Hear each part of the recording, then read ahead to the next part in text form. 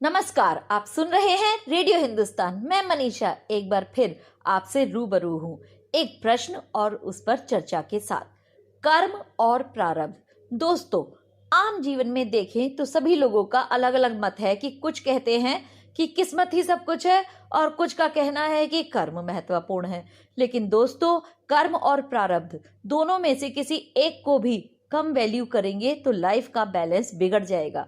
क्योंकि कई बार हम रियल लाइफ में देखते हैं कि कोई बहुत अच्छे कर्म कर रहा है लेकिन तब भी दुख झेल रहा है, और कोई बुरे कर्म करके भी ऐशो आराम से रह रहा है। तो ऐसे में अच्छे कर्म करने वाले लोग निराश होने लगते हैं और अच्छे कर्म करना छोड़ गलत राह पर जाने लगते हैं। इसीलिए कर्म और प्रारब्ध दोनों को जानना जरूरी। दोस्तों, प्रारब्ध है आपका बैंक बैलेंस, आपकी सेविंग्स जो अपने पूर्व जन्मों के कर्मों से संचित किए, जबकि कर्म है आपका वर्तमान जॉब या आपका इन्वेस्टमेंट जो आप फ्यूचर के लिए कर रहे हैं, अर्थात वो कर्म जिनका रिजल्ट आपको भविष्य में अगले जन्म में मिलेगा।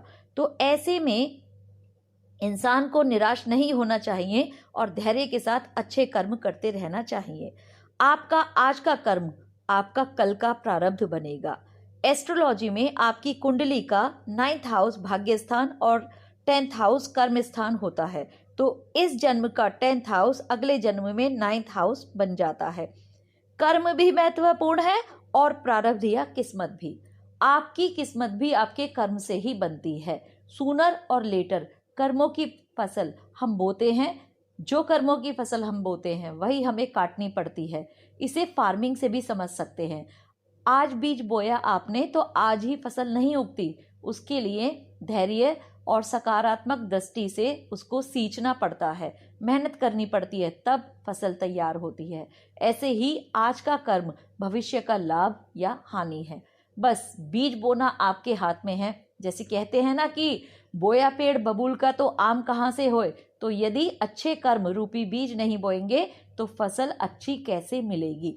दोस्तों, एक बात और याद रखनी चाहिए हमें, प्रारब्ध अच्छा हो या बुरा, बैंक बैलेंस की तरह एक दिन ये भी खत्म होना है। तो आपका किस्मत का खजाना प्रेशियस प्राइसलेस जेम से भरा रहे, इसके लिए आपको कार्य रूपी हीरे मोती कलेक्ट करने चाहिए, बुरे कर्म रूपी कंकड़ पत्थर नहीं। कृष्ण जी ने भी लॉ ऑफ कर्मा का प्रिंसिपल दिया है। इसका एक बहुत अच्छा उदाहरण भीष्म पितामह की कहानी है। भीष्म पितामह ने कृष्ण जी से पूछा कि सात्विक जीवन जीने पर भी उन्हें क्यों बाणों की शैया पर रहना पड़ा, इतना कष्ट सहना पड़ा। तो उन्होंने अपने पूर्व 100 जन्मों का अवलोकन करके भी देख लिया था कि उन्होंने कोई गलत कार्य नहीं किया। इस पर कृष्ण जी हंसे और बोले, 100 जन्मों तक जाकर ही थक लिए पितामह, 101वें जन्म में भी तो जाकर देखिए आपने क्या किया। तो जब उन्होंने देखा तो पाया कि 101वें जन्म में जब वो बालक थे तो खेल खेल में चींटों को तिनकों से बींध रहे थे, जिसका फल उन्हें इस जन्म में जाकर मिला। दोस्तों, इस स्टोरी में अनेक वेरिएशन मिलते हैं। कोई चींटा कहता है, कोई घोड़ा कहता है।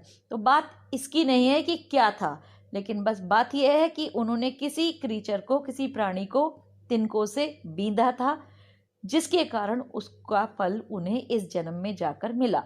तो दोस्तों, हमारी संस्कृति ऐसे बहुत से एग्जाम्पल से भरी हुई है जिसमें पता चलता है हमें कि कर्मों का फल सूनर और लेटर हमें मिलता ही है। तो उन्हें जाने समझे।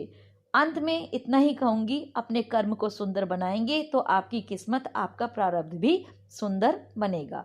आशा करती हूँ आपको मेरे विचार अच्छे लगे होंगे। तो मैं मनीषा जीवन के ऐसे महत्वपूर्ण पहलुओं पर बात करने आती रहूंगी। तो आप जब तक करते रहिए काम और सुनते रहिए रेडियो हिंदुस्तान।